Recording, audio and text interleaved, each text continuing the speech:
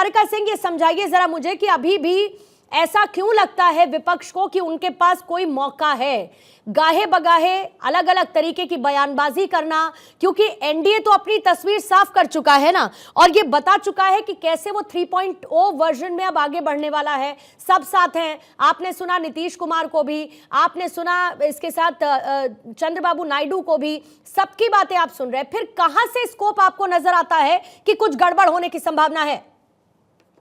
पूर्णिमा जी, सबसे पहले तो मैं सभी दर्शकों को नमस्ते कहती हूँ, आपको भी बहुत बहुत नमस्कार।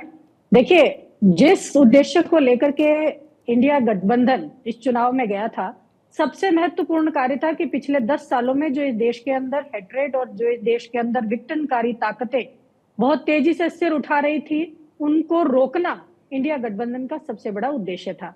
और आप अगर देखेंगे तो 240 पर हमने इनको रोक दिया है। तो एक तरीके से सबसे बड़ी तो ये हमारी जीत है कि हमने इनको सत्ता में आने से रोक दिया, जो कि लगातार किसी को घुसपैठ या किसी का मंगलसूत्र को लेकर के, मुर्गे को लेकर के और जमीन को लेकर के बुलडोजर चला देंगे।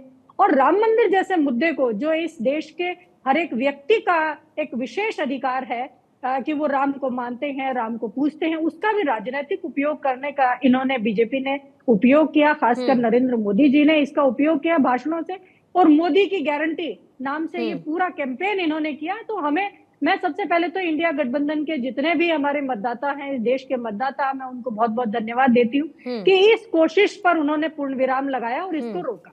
रही बात, आज एनडीए की सरकार बन रही है, बहुत अच्छी बात है, हम इनको शुभकामनाएं देते हैं। जनता ने इनको मत दिया है, इनके पास आंकड़ा है।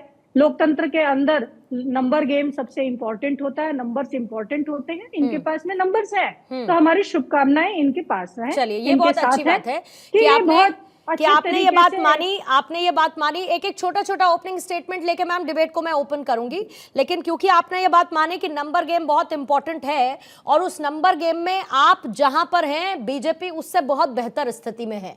ये नंबर भी बताते हैं और ये संख्या बल भी इनका क्लियरली रिफ्लेक्ट करता है। जहां पर प्रधानमंत्री कहते हैं कि 10 साल बाद भी आप 100 के आंकड़े को छू नहीं पाए हैं, नॉट इवन 100, और अगर कुल मिलाकर पिछले 3 बार से जितना चुनाव जीते हैं, आप वहां पर किस नंबर पे खड़े हैं ये आपको देखना चाहिए, ये प्रधानमंत्री ने कहा है। राजीव जेटली भी इस वक्त हमारे साथ मौजूद हैं। लगातार इस मुगालते में या बार बार एक चर्चा को हवा देने की कोशिश हमने रोक दिया और इसीलिए बीजेपी वो नंबर नहीं छू पाई जो उसने 2019 में टच किया, 2014 में टच किया, हमने छोड़ दिया। लेकिन आज एक तस्वीरें बहुत महत्वपूर्ण संदेश देती है विपक्ष के उस नैरेटिव को, जहां संविधान को खतरा इनकी तरफ से बताया गया।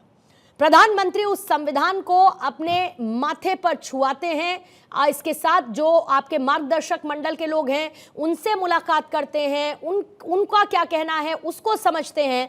लेकिन इन सबके बावजूद क्या आपको लगता है कि एनडीए के लिए कोई चुनौती आने वाले वक्त में नहीं है और सब कुछ स्मूथ चलेगा?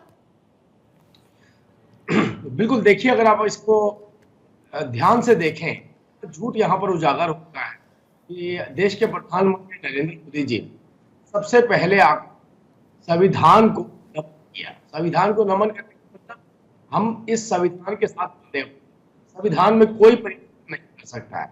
लेकिन झूठ और फरेब की राजनीति के बावजूद, जैसे देश के प्रधानमंत्री, राजीव जी की आवाज मुझे देंगे डायरेक्ट।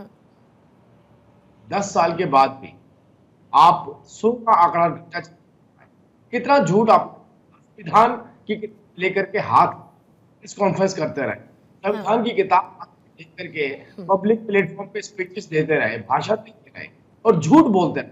अब भी देखिए, जनता के ऊपर विश्वास नहीं, बड़ी कोशिश करिए आप किसी भी तरीके से हासिल कर लिया जाए।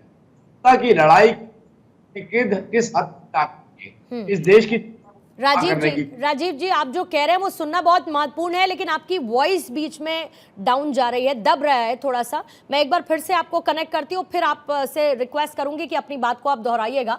धीरज कुशवाहा इसी बीच में आपके पास आते हुए, जेडीयू के प्रवक्ता है धीरज कुशवाहा। धीरज जी, सब शंकाओं पर क्या विराम लग चुका है, पूर्ण विराम लग चुका है? और खास तौर से आज नीतीश कुमार को सुनने के बाद जब वो ये कहते हैं कि ये जो इधर उधर करके थोड़ा बहुत जीत भी गए हैं, आगे चल के इनको ये भी मौका नहीं मिलेगा, और कुछ इसी तरीके की बात चंद्रबाबू नायडू की तरफ से कही गई, जिसमें उन्होंने कहा कि मेरे लिए गर्व का मौका है कि मैं सरकार बनाने के लिए प्रधानमंत्री नरेंद्र मोदी को समर्थन दे रहा हूं, जिन्होंने न सिर्फ देश में बल्कि अलग अलग जगह विदेश में भी भारत के कद को ऊंचा किया है। इसके साथ पूर्ण विराम लगता है या नहीं लगता है? पूर्णिमा जी देखिए, बिल्कुल सही आप बोल रही हैं। देखिए मामला क्या है ना कि हम लोग तो शुरू से ही एनडीए के साथी रहे हैं और लंबे वर्षों से हम लोग का संबंध रहा है, मधुर संबंध रहा है। बीच में सियासत में कभी कभी गठबंधन बदलते रहते हैं, इस बात से हम लोग इनकार नहीं कर रहे हैं।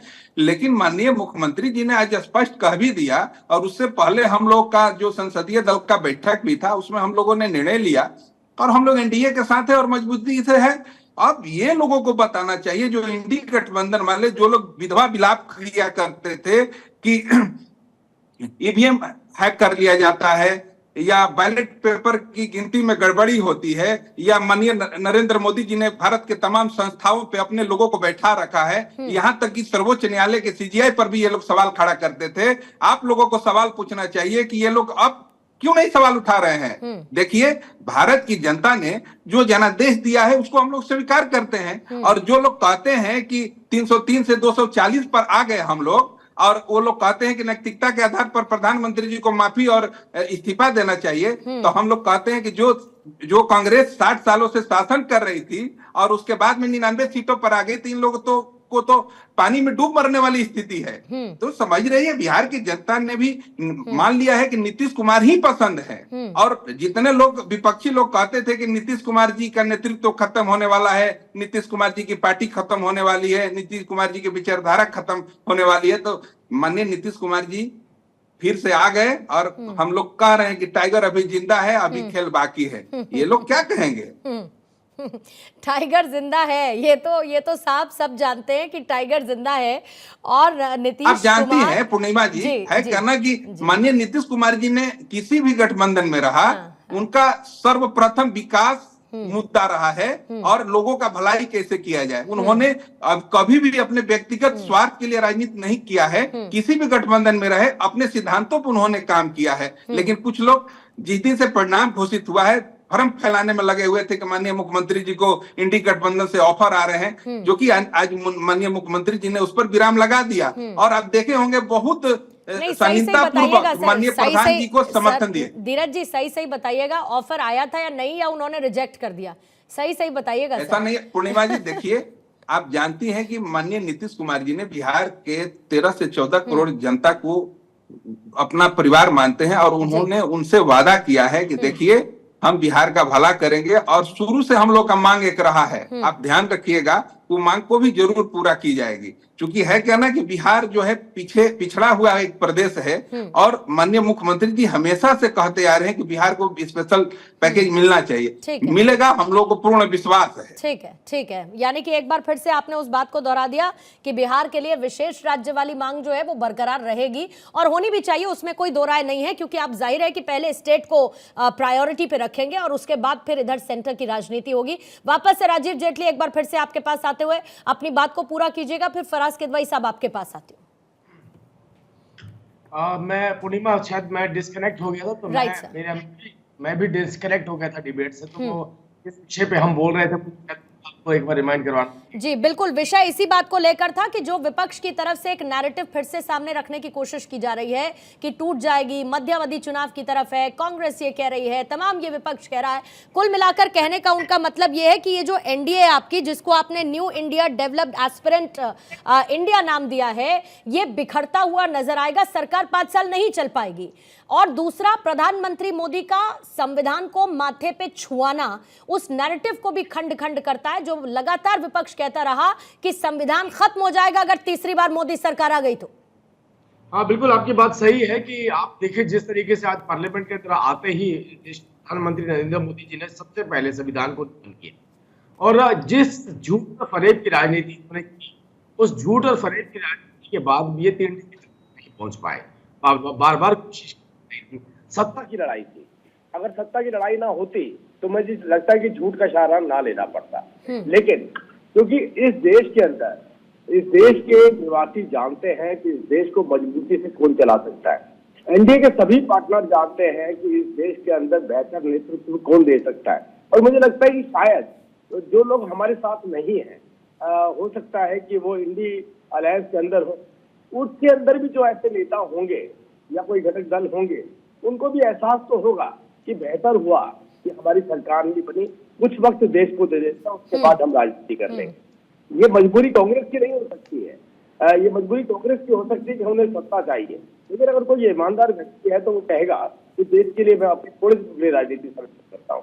मैं तो केवल इसी बात बोलना चाहता हूँ कि उस समाज को जिनको बार बार संविधान की किताब हाथ में लेकर के दिखाने की कोशिश की गई, हर प्रेस कॉन्फ्रेंस में, हर पब्लिक प्लेटफॉर्म के ऊपर जब भी पब्लिक भाषण दिए गए, हर बार संविधान की किताब को हाथ में लिया गया। अरे भाई, संविधान की किताब के अंदर अगर उनकी किसी ने सबसे ज्यादा बेइज्जती करी तो संविधान लिखने वाले जिन्होंने बाबा साहब अम्बेडकर जी की, तो वो किसने करी? वो भी कांग्रेस पार्टी ने ही करी। अगर किसी ने उनको सम्मान नहीं किया, किसी ने उनको उनके चुनावों के अंदर हरवाने में पूरी कोशिश की, तो आप सोचिए कितना प्रेम उनका दलित समाज के साथ हो सकता है, बाबा साहब के साथ हो सकता है। लेकिन कोई बात नहीं, ये उनके लिए गेम है और हमारे लिए एक सेवा है, और सेवा देश के प्रधानमंत्री देश की करना चाहते हैं। और यही बात आपने देखा आज नायडू जी ने बोली, यही बात नीतीश जी ने बोली, और यही बात हमारे 14 के 14 जो हमारे अलायंस पार्टनर हैं उनकी तरफ से ऐसी स्टेटमेंट आई। तो ये विश्वास जो है इस देश की जनता को और इस देश की राजनीतिक पार्टियों को, देश के प्रधानमंत्री के प्रति है, उसका कोई तोड़ नहीं है।